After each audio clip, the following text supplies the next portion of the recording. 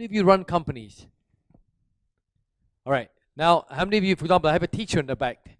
The gentleman is a teacher, right? He said, I've got a class of 100 people or 50 or 20 people, and they drive me insane because they don't listen to me. Or, they irritate me. So I get angry. So I said to him, imagine him being able to sit down with his students and asking the question, if there was one emotion you could add in your life, what would it be? And somebody said, oh, more courage, more this, more that. And he gets to know that. And he finds out what the pattern is for them to feel that. He could actually motivate every single person. Now, this in some way is somewhat like a classroom, somewhat. So my job is to look around and see everybody in this room, see what their emotions are like, how they are, and use this kind of stuff in order to trigger you. So this is really a fantastic blueprint. So here's an example. I'm asking you to do one emotion. You could actually have 4 or 5 negative emotions. You could be angry, frustrated, you could be depressed, you could be lonely, right? Let's say 4. And you could now say, okay, what happens when I'm lonely? I sit there and I grumble, I moan, I talk like this. And you write it down. What happens when I'm angry? You write it down. What happens when I'm this? And what emotion do I need? You write it down. You could actually have a blueprint of exactly what emotion to create. Don't forget, we're still only on level 1, which is the source. If I don't get this right, there's no point me moving ahead on this program. I'm being honest with you. You've got to understand, even though this may be really ABC stuff, it's ABC. It's not complex. But this is it. If you can get your understanding here that this is what we're trying to do. I'm trying to say to you, here's an emotion that you don't need in your life. So that lady, young lady there, anger. She doesn't need anger. She needs what? Calmness, happiness, joy, whatever it may be. So let's say we'll take calmness as an example. So if she's angry, we now know that her pattern for anger happens like this. If she's aware of it, the next time she gets angry and she starts going, her brain will say, you are getting angry. I'm telling you, watch, it'll happen.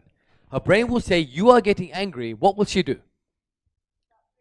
She'll do a pattern interrupt. It's called a pattern interrupt, which means she may actually sit down.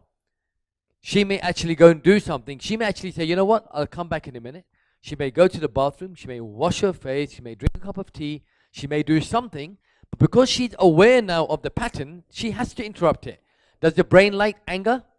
No, it doesn't like negative emotions. It moves away from pain. And the reason why she doesn't get away, she gets angry, because right now anger is serving her really well. It gives her attention from her husband. When she's angry, the husband comes running and says, oh, there, baby, let's go on holiday again. That's what he does. He'll take her on holiday twice a month. Now he's going to increase it to 3 or 4 times maybe, because every week holiday chill for a whole week. No headache. It's true. So what does she do? She uses anger to get her attention. Now she's going to say to herself, how can I change this behavior? Because holidays give me temporary happiness. I want permanent happiness. What physiology do I need to adopt to be calm? Oh, to be calm, I need to be A, B, C, D, E, F, G, H, I, J, K. What do I need to focus on? I need to focus on how good my husband is, how good my life is, how good my family is, how good everything is, how good my house is, how good my environment is, how good is the fact that I'm living in this beautiful house. I'm living in a house, I'm getting food, focus is good. What language can I do? When my husband comes home, I'm going to just go up to him and tell him and look him in his eyes and say, you're the most incredible man in the world. I'm going to make sure he feels good. I'm going to take care of my mother-in-law. And when I'm taking care of them, I'm going to tell my mother-in-law and father-in-law, I know you're not well. I know you're going through a lot of pain. I understand that. But I'm here for you. Don't worry. No matter what you say about my son, I'm going to still be here for you. Now, if that happens, what kind of state will she become in? She'll be totally empowered. Because all we're doing is creating a state. That's it. So what I do for a living is I help people change their. That's what I do. There's nothing else that I do. That lady who was at the back was saying, she changed her life by coming to the blueprint. I didn't do anything really.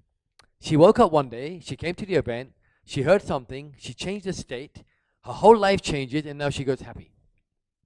So that is all of it. Other people will say, you know what, I need to work on this and work on this and work on this and work on this. So if I'm happy, if she's happy, what does she need to believe to be happy? She needs to believe that in-laws are really good. She needs to believe that life is really good. She needs to believe her husband is really good. If she believes that, she'll also be happy. But that's still hard work. When you're going through a tough time, big positive beliefs is hard work.